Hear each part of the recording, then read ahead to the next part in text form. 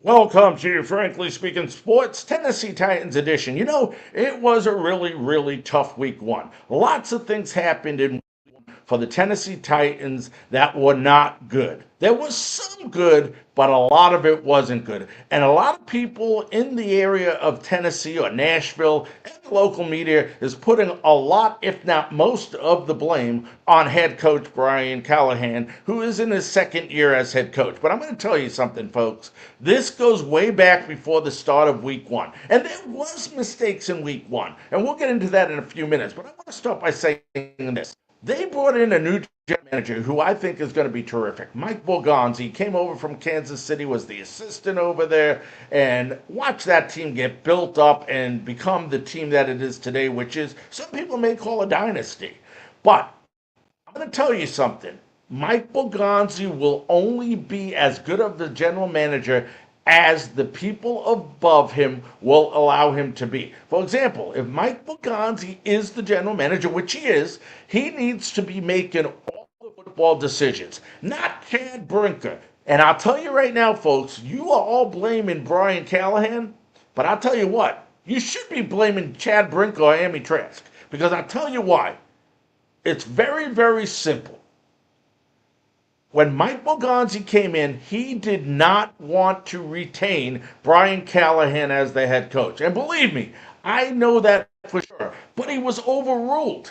What happened was they told him, okay, we're going to bring you in as general manager, but in order for us to do so, you have to give Brian Callahan one more year. If it was up to Borgonzi, you'd probably have Gruden or McCarthy in here right now as a head coach. But once again, Chad Brinker has to put his foot in where it doesn't belong. And it's not right because, like I said, Borgonzi will do a great job as a general manager, but the guy that you got to get rid of is Chad Brinker because he won't allow Borgonzi to succeed. Why would you do it? If you want to be the general manager, Chad Brinker, and decide who players are going to be on your team, you might as well just not have hired Mike Borgonzi. Let this guy do his job. And I'm going to tell you right up front, folks, I wasn't the biggest advocate of keeping Brian Callahan as the head coach. I'm the first one to say that. Last year he was out coaching, I think, all but one game, but it was his first year. It does take people to develop. And what happens a lot of times is people don't get the chance to develop because we want to in the NFL. We knew this was going to be a rebuilding season. Did we know there was going to be mistakes made that were made by the coaching staff in week one? Of course not. But let's look at this. Let's break it down a minute. Brian Callahan, I'm going to tell you right now, folks, with that catch by Amaya, with his elbow in, Brian Callahan, and I will look you straight in the camera here and tell you, knew the rule. There is no way Brian Callahan did not know the rule. Now, he may not have seen it closely enough to see if his elbow came down inbounds, not inbounds, and that's what you rely on upstairs for. That's what the upstairs people are supposed to be doing, that are looking at the replay and signaling down to you or through the headphones telling you to go ahead and challenge. Brian Callahan is actually doing something good head coaches do. They protect the people that work for him. I will tell you right now, if Brian Callahan continues to say he did not know the rule, he is lying. He's being a good coach by lying, but it's giving him flack rather than the people upstairs. And I guarantee you that if Mike Borgonzi is as good as a GM as I think he is, I guarantee you they had to recite that that rule book by the end of this week and before this Rams game. That will not happen again. As far as some of the calls and the questionable decisions Callahan made, you know what? That's football, folks.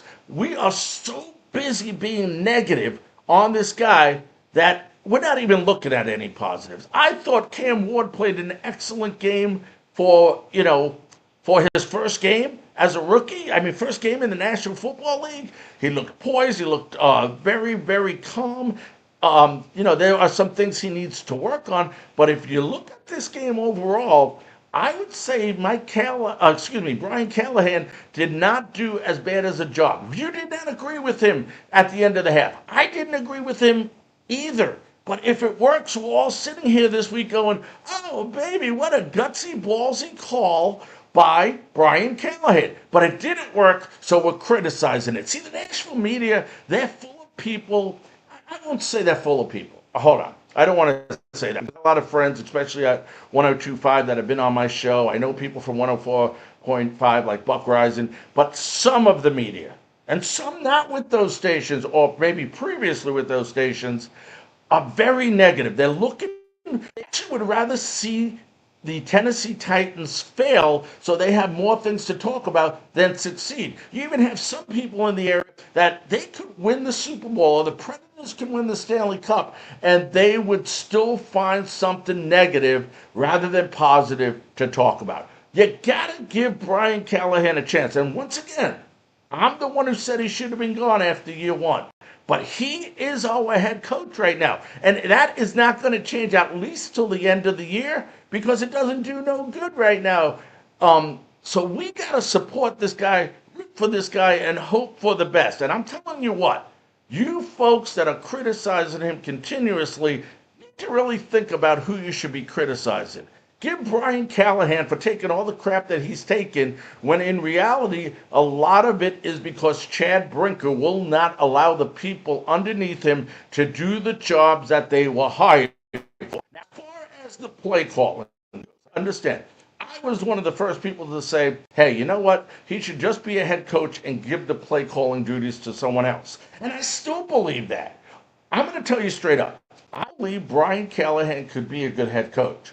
I believe that Brian Callahan could be a good play caller, but I don't believe that Callahan can do both at the same time. And once again, I do listen to a lot of the local media when I get time. I don't get as much time as I'd like to, but someone who should be nameless that I respect very much and would have no problem with me disagreeing made the comment, if Brian Callahan gave away the play calling duties now, it would hurt the locker room or divide the locker room or whatever you want to say.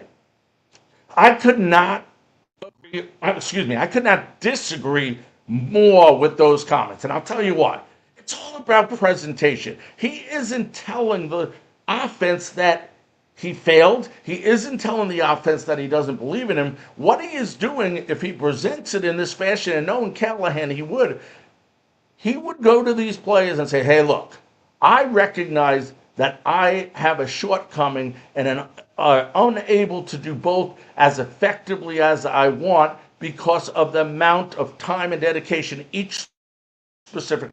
I feel that I'm hurting the team by doing the play calling and not being able to coach the team as effectively as I can, or vice versa.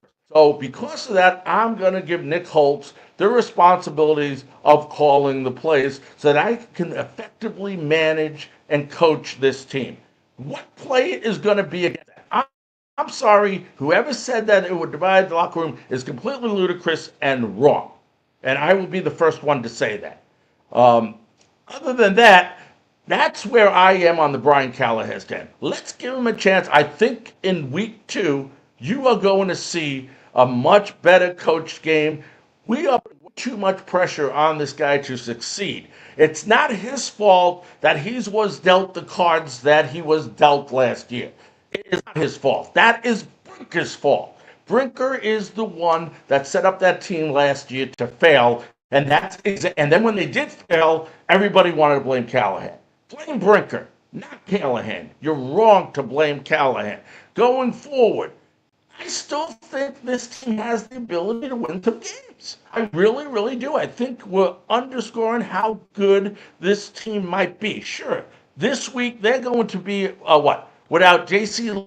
Latham, without Devondre Sweat. So it's going to be a tough battle for them. I don't think they can win. It's going to be a second game. All the jitters are gone. I think you'll see, Calvin Ridley dropped quite a few footballs last week. A couple of the other players dropped a couple passes. I understand that. You're not going to see Ridley do that again. Okay? It happens. It's called football. I've seen Jerry Rice drop passes before, not many, but he did drop passes before in his career. Okay, you gotta believe in this team. Ridley's good. The young kid's gonna be good that we mentioned. DK did unbelievable, I thought, on special teams. Look at what we did well. Okay, let's talk about what we didn't do well first. We were 2 of 14. 2 of 14 last week on third down efficiency, which means we went ahead and 12 times did 3 and outs, which made the defense come back so much quicker than they should have, and they didn't even get time to rest, and they still played their asses off in Denver with the high altitude. And sure, at the end of the day, they were going to get tired. But the reason they got tired, we can use the altitude as an excuse if you want. It's because they were on the damn field so quickly and so often in that game. In order for us to be successful versus the Rams, you're going to have to go ahead and sustain some long drives where you get first downs. You're not battling second and third down with long yardage, and keeping that defense off the field so they can be rested. So when it does come to the fourth quarter, they will be fresh and ready to go and ready to dominate. You can't expect them to be on that field as often as they were in Denver and expect them to win. It just doesn't happen. We know that the offensive line played poorly against one of the best, or possibly the best offensive line in all of football. You know, Avila's going to be out. I think he's the only offensive lineman that should be out for the Rams. And on the Titans side, Latham's going to be out. But this team has to go ahead and pass back effectively for Cam Ward. Now, there's a couple things I saw last week that I didn't understand. I want to go through it. First of all, Moore did not play a great game. His footwork was all messed up. He was getting pushed backwards. It just didn't look like he was getting set properly on passing plays. Now, if the Titans are able to effectively run the ball, any offensive lineman would tell you that they would rather pass rush. I'm sorry, they would rather defend or block for the rush than they would against a pass, because they're able to push forward, and they got all their strength going forward instead of all of their strength going backwards, where they can fall down and don't have as much agility as they would if they're going forward. So key is going to be Pollard running the ball effectively. Also, Kyron Williams of LA, he did not have a good week one. I think he only rushed for like 60 yards. Don't quote me on that, but somewhere in that vicinity last week on 18 carries. I think it was 3.7 yards per carry. So if he has that same type of game, it'll make Matthew Stafford one-dimensional. Now, Stafford, some people say he didn't have a good week last week. Statistically, it looked good. 21 of 28, 240-something yards. I don't call that shit too shabby. But once again, he's 40 years old. If you can make him one-dimensional, get him tired, he does have, as we know, he doesn't have the best back in the world. And you and I both know that it's never probably going to be any better than it is. It might not hurt as much before the game. Who knows? But if we can go ahead and our offensive line can hold them, at least give Ward enough time, we will be successful. Remember something. We allowed 6 sacks last week. Last week, I believe the Rams allowed 3 sacks. So that is something that we need to be very effective on. Number 2, you got to stop the damn penalties. You can't have 13 penalties for 131 yards and close to matching your total offensive yard output and expect to win games. That was the surprise, that really surprised me last week. It really, because I expected more, especially as much as we were talking about in the offseason about eliminating the penalties. But the Rams were a little penalized too last week. Not to make any excuses, but I think they had 7 penalties last week in their win over Houston, and they beat Houston 14-9. So it wasn't like an offensive explosion by Stafford and the Rams, but the defense held up, giving up only 9 points to C.J. Stroud and the Titans. So that's number 1. Eliminate the penalties. You gotta sustain long drives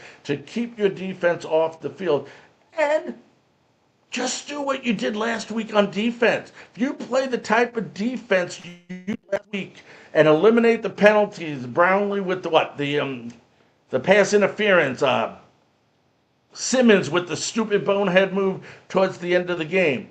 Those are things that you should be able to. You're going to always have a holding penalty here, a holding penalty there, a legal procedure here, offsides here. That's just part of football. But you got to minimize them in order to win. I think Cam Ward will have a good game. I thought Cam Ward looked good. I thought he was poised. Like I said earlier, he didn't really make any mistakes. I don't count the last play of the game as a mistake when he turned over the ball, but was fourth down, you do or die.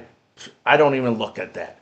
But that's what you have to do to beat the Rams. Let's get behind this team instead of being so negative. I call out the media that's saying, I heard all season, preseason, this team suck. It's going to be bad. It's going to be bad. It's going to be bad. Well, you know what? If Chad Brinker didn't do everything in his power to make sure this team had a chance to win, and he failed in the offseason, okay? I'm telling you right now, folks, Brinker is the problem. Not Callahan, not Boganzi. Bogan needs to run the team like he wants to run the team. He needs to be able to decide who his head coach is and who his head coach is not. You got two great head coaches sitting out there that would love the opportunity to come to Tennessee, and John Gruden and Mike McCarthy. And I'll tell you what, if things don't change, I'm hoping that we see one of them in 2026. But until then, folks, let's get behind this team. I'm picking the Titans to win this Sunday. And I'm going to call out somebody before I do. Jared Stillman, who does a show on YouTube, he's no longer 102.5, says he guarantees that the LA Rams will beat the Tennessee Titans. Of course he does. Of course he does. Any negative against the Tennessee Titans, most of it comes out of Stillman's mouth. So I'm going to tell you right now, Jared Stillman, I'm telling you the Titans are going to win. And if you're going to guarantee the Titans are going to lose, what are you putting up? Put your money where your mouth is, or put something up where your mouth is. Because I'm telling you, I don't want to hear your bullshit on Monday morning when they win, saying, oh, I knew they had a chance to win, because you'd be full of shit. This is Larry Frank, Frankly Speaking Sports.